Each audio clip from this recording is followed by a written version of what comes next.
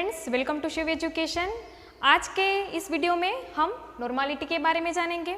तो चलो, इसके आगे का जो लेक्चर था वो किसके बारे में था? मोलारिटी के था। तो मोलारिटी में मैंने आपको डेफिनेशन, उसका सिंबल क्या है, उसके बारे में सब इंफॉर्मेशन दे दी थी।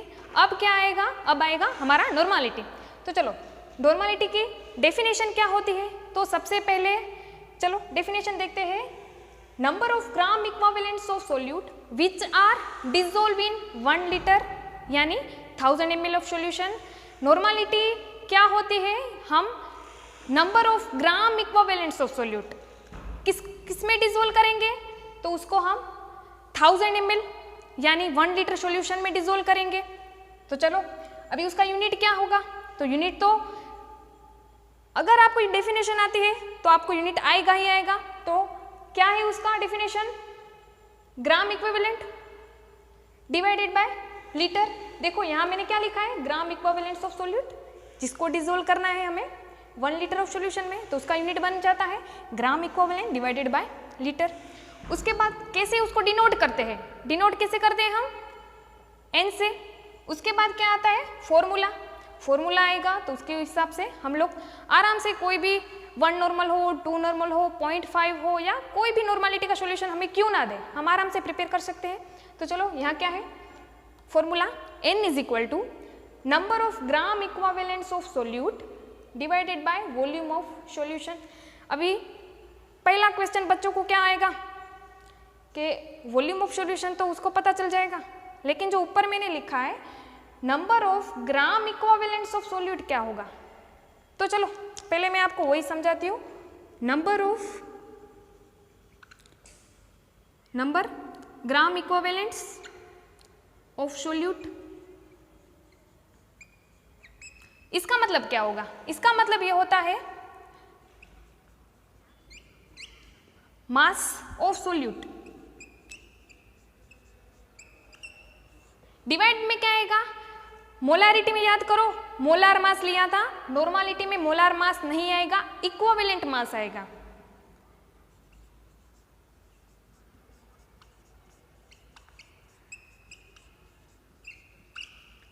तो बस number of gram equivalent of solute का मतलब क्या होता है? मास ऑफ सोल्यूट कितने भी ग्राम हमें H2SO4 को दे दिए या फिर NaOH के दे दिए, उसके डिवाइड में क्या आएगा? उसका इक्विवेलेंट मास। फिर क्वेश्चन आएगा, अब ये इक्विवेलेंट मास क्या है? तो चलो, इक्विवेलेंट मास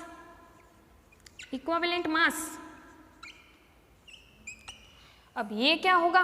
तो ये तो हमें पता होना चाहिए। मोलार मास जो है हमारा होता है, उसको हम किससे डिवाइड करेंगे? x। फिर क्वेश्चन आया, x क्या है यहाँ? x यानी वैलेंसी फैक्टर होता है। चलो मैं यहाँ लिखती हूँ, x मीन्स क्या होता है? Valency factor. तो आपको एसिड दे या बेस दे, उसका वैलेंसी फैक्टर आप कैसे फाइंड करोगे? तो चलो मैं आपको दिखाती हूँ। ये सब आप राइट डाउन कर लेना, क्योंकि ये बहुत इंपॉर्टेंट है, बेसिक है और ये हमें उसके बारे में इंफॉर्मेशन होनी ही चाहिए।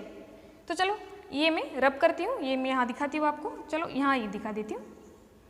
सपोज मैंने लिया H2SO4 एसिड है, ठीक है।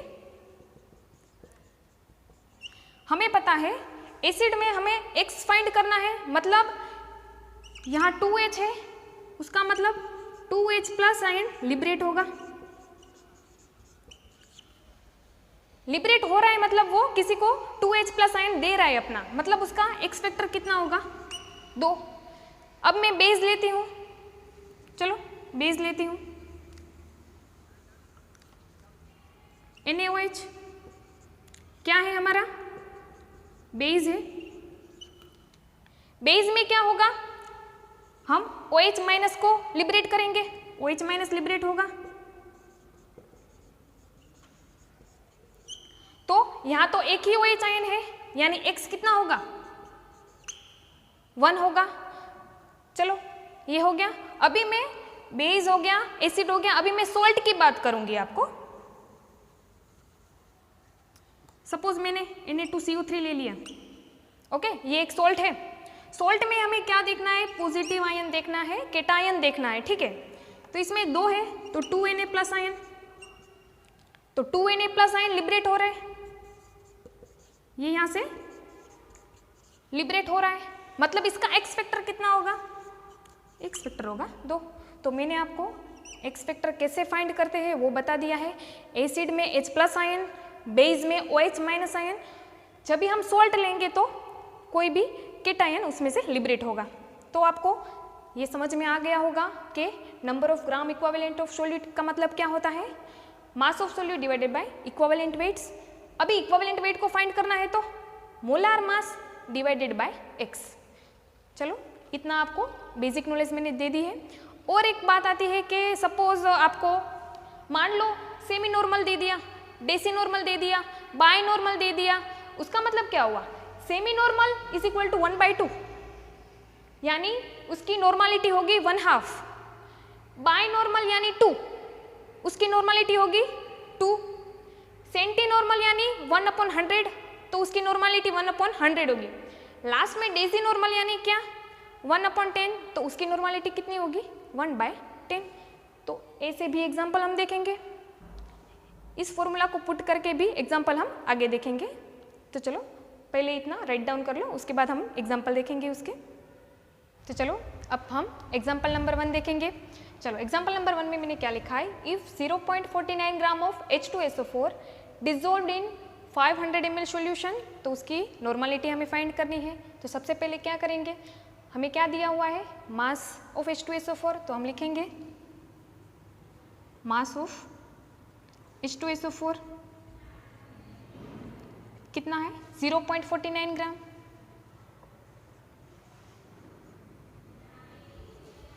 उसके बाद वॉल्यूम दिया हुआ है, तो वॉल्यूम लिखेंगे कितना है, 500 ml। उसके बाद क्या करेंगे, नॉर्मलिटी का फॉर्मूला आएगा, तो normality is equal to number of gram equivalent of solute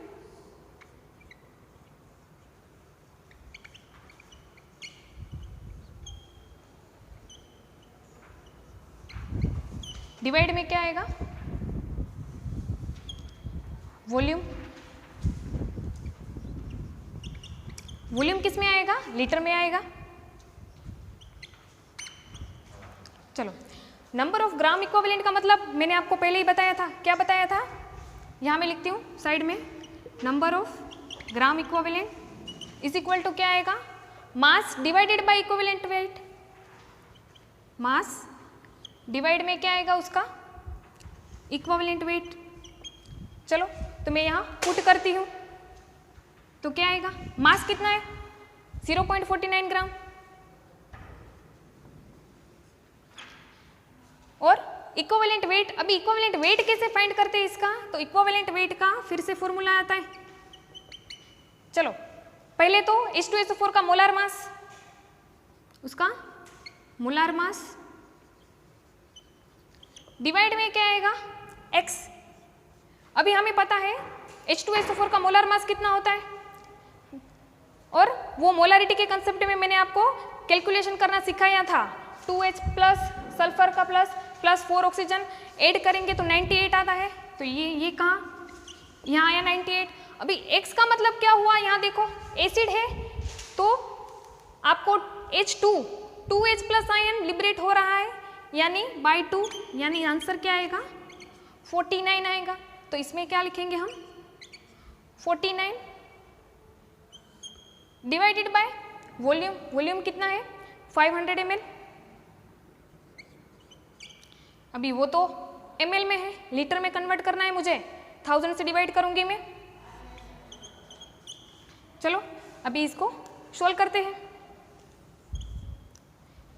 0.49 है, 49 को हम नीचे लेके आएंगे, 100 जो 1000 है उसको ऊपर लेके जाएंगे, तो 0.49 इंटू 1000 डिवाइड में क्या आएगा हमारा, 500 इंटू 49। अभी ये 0.49 है, 2 डिजिट है, तो क्या आएगा, 100 नीचे आएगा ना, तो यहाँ मैं पॉइंट हटा देती हूँ, यहाँ पर 100 आ जाएगा। ठीक है, अभी तो क्या करना है, सिंपल है, कैंसिल आउट कर दो, 49 कैंसिल आउट हो गए, 0 कैंसिल आउट हो गए, यहाँ पर भी 0, यहाँ पर भी 0 गया। अभी यहाँ पर कुछ बचा नहीं तो क्या आएगा 1/50। आसानी से करना है तो हम क्या करेंगे 2 से इंटू कर दो। चलो 250 into 2 is equal to 2/100। 2/100 answer क्या आएगा 0.02 नॉर्मल। चलो आंसर हमारा आ गया। तो इसे हम नॉर्मलिटी को फाइंड कर सकते हैं। याद क्या रखना है, ग्राम ऑफ इक्विवेलेंट सॉल्यूट को मास अपॉन इक्विवेलेंट वेट के को क्या आएगा molar mass upon x factor. बस ये हो गया हमारा एग्जाम्पल नंबर 1। चलो उसके बाद एग्जाम्पल नंबर 2। एग्जाम्पल नंबर 2 में find the mass of NaOH present in 500 ml by normal solution. इसमें देखो मैंने नॉर्मलिटी आपको दे दी है, आपको दिखाई दे रही होगी। मैंने फर्स्ट जो समझाया था उसमें मैंने लिखा हुआ था सेमी, बाय, डेजी। तो उसमें से बाय यानी क्या होता है, तो नॉर्मलिटी तो मैंने दे दी है ना तुमको। नॉर्मलिटी कितनी है 2। बाय यानी क्या होता है 2 नॉर्मल होता है, तो नॉर्मलिटी आपको दे दी है। और क्या दिया है वॉल्यूम भी है। कितना है 500 ml। क्या करना है फटाफट फॉर्मूला लगा दो। चलो normality is equal to number of gram equivalent, number of gram equivalent of solute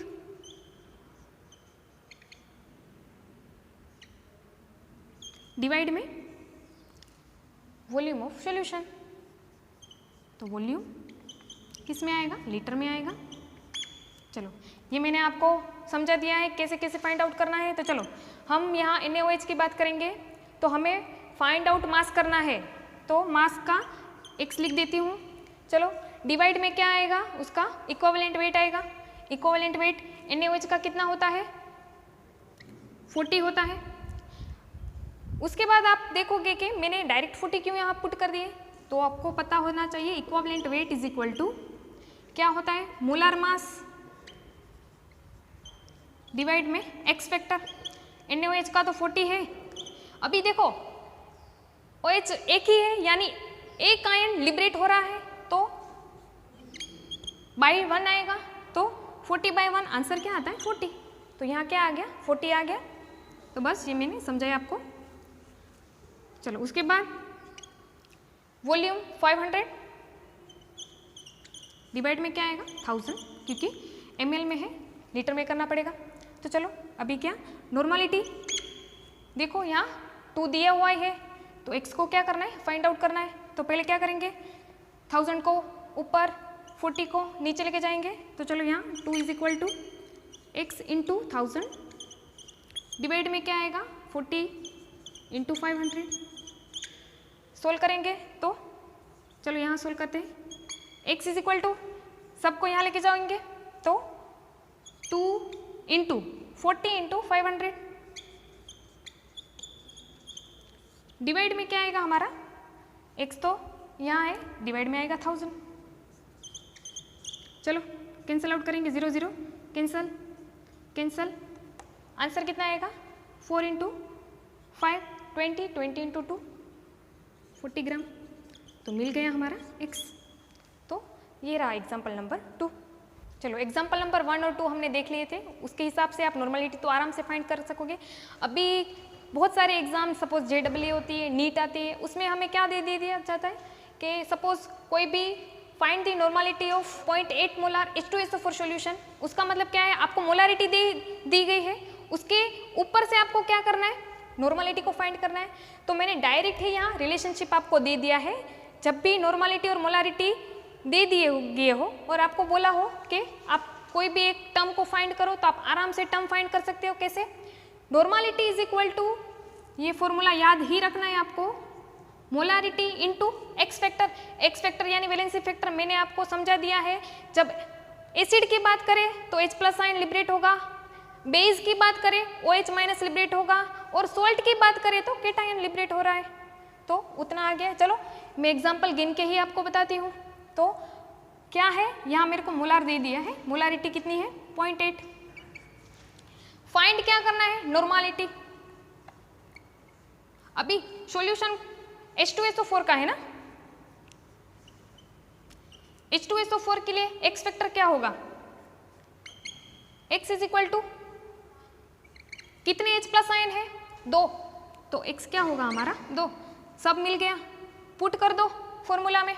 normality is equal to molarity into x, molarity है 0.8 इंटू एक्स मिला 2, 0.8 इंटू 2 1.6 नॉर्मालिटी। बस हो गया हमारा एग्जाम्पल फिनिश। इतने सिंपल एग्जाम्पल भी एग्जाम में हमें पूछे जाते हैं और हम ऐसे ही आसानी से उसको कैलकुलेट कर सकते हैं और आ गया हमारा answer, normality is equal to 1.6।